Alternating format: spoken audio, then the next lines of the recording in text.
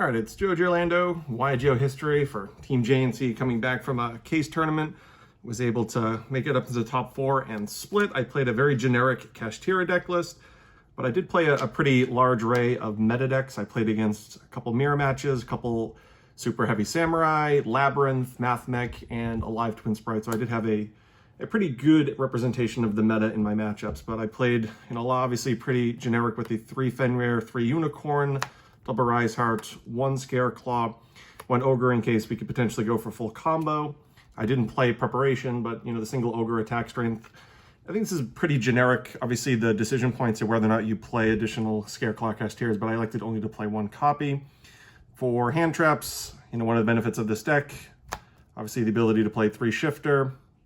I also played 3 drill, and I elected to main deck 3 copies of Ash Blossom. In my area, branded, I think, is pretty popular, and it gives you that tuner to sometimes go into Barone to floor as well. It's obviously not the greatest card in the world against super heavy samurai, even against Pearly, but it's manageable, and with the popularity of branded in my local area, I did feel like I wanted to main deck it.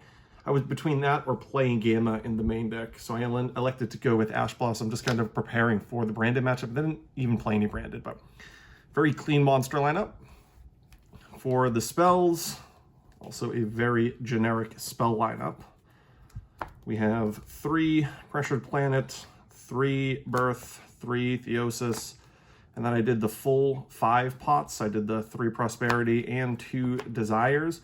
There's obviously a risk with Desires when you're playing only 1 Scareclaw Kashtira. That's probably the biggest conflict in terms of the deck building, but I like having cards that can trigger a Rise Heart's mandatory effect to banish, or to attach a banished, because I play 2 copies of Triple Tax's Talent, so just having cards that you can activate freely and make it such that there's nothing that the Rise Heart can banish on the field has been pretty beneficial. So I like having cards like Pot of Desires just to be able to trigger that effect. And then of course 1 copy of Terraforming.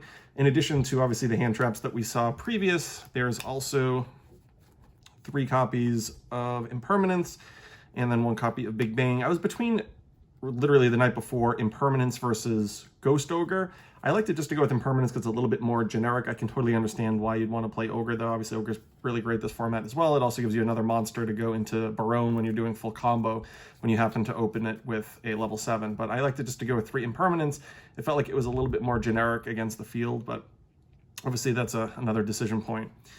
The side deck, I think, won me a lot of matches this weekend. So I played 3 copies of Nib, 3 Lightning Storms, 3 Dark Ruler, 3 Summon Limit, and then 3 Anti-Spell. I don't usually like side decks that are a bunch of 3-ofs, but that just happened to be how I built it for this weekend. So Lightning Storm was probably the MVP in 2 occasions in the Kashtira mirror matches. When going second, I had an opponent that went Kashtira or Rise Heart, set either 3 or 4 back rows. In one instance, I went Lightning Storm, and he had Solemn Judgment, and then I was able to use tactics because the storm gets banished, so there's the Solemn Judgment.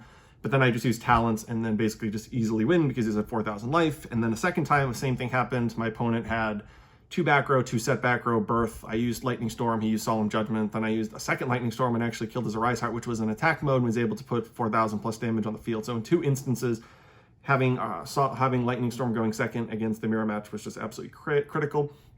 It also came in reasonable against a Math Mech player.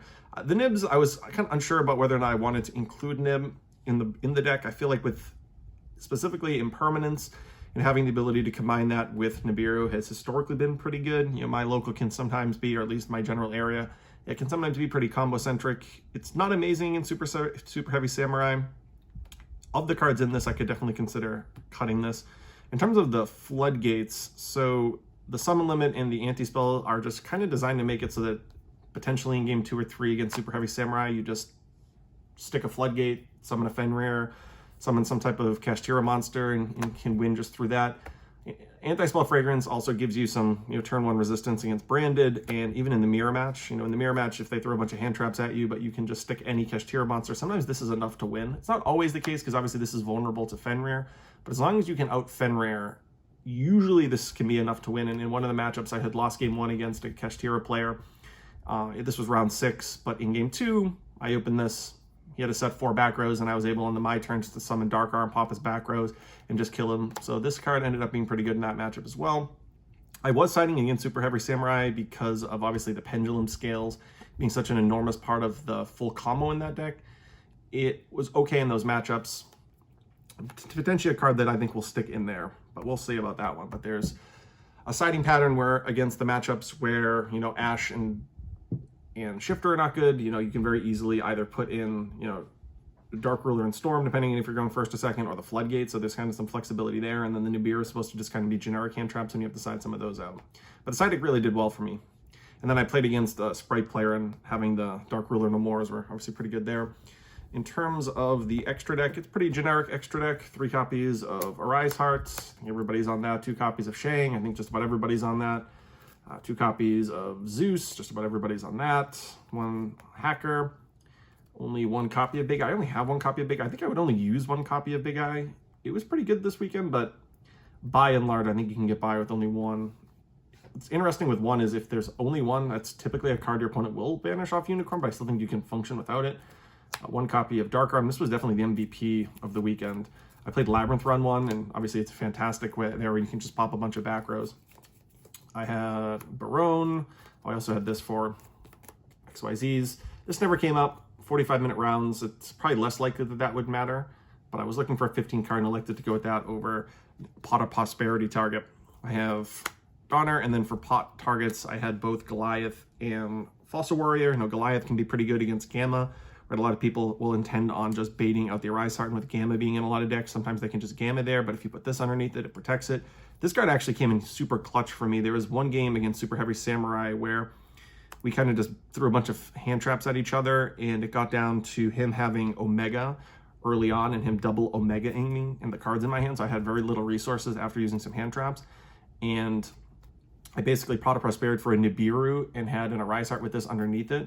So the Nibiru made it so that at this point in time, since he had already used a lot of resources, he couldn't really play around Nibiru, so he only went into a smaller field, and just this in the graveyard after he kaiju'd over my Arise Heart threatened him the entire time, where he like was trying to get into something, but not also play into Nibiru, so it kind of put him in this weird situation, and ended up being clutch having this in the graveyard. So, you know, sometimes those situations do come up, so having one of the Pot of Prosperity targets that are good to get into the graveyard if a Rise Heart is kaiju'd over, which basically everybody is playing right now, whether it's Santa Claus or actual kaijus, I found that to be very valuable. I feel like a lot of people are cutting those targets, and I can definitely understand, you know, maybe wanting a second Big Eye, maybe wanting a few other options in the side deck or the extra deck, but having at least one, you know, desirable card if a Rise Heart is hit by a kaiju or a Santa Claus ended up being really clutch for me, because that very particular situation against Super Heavy Samurai of threatening Nib in hand but having this underneath this, him having a kaiju made it so that I ended up actually surviving that turn, and then I was able to win on the following turn. But nevertheless, that's Joe Giorlando, YGO history for Team JNC. Thank you for watching.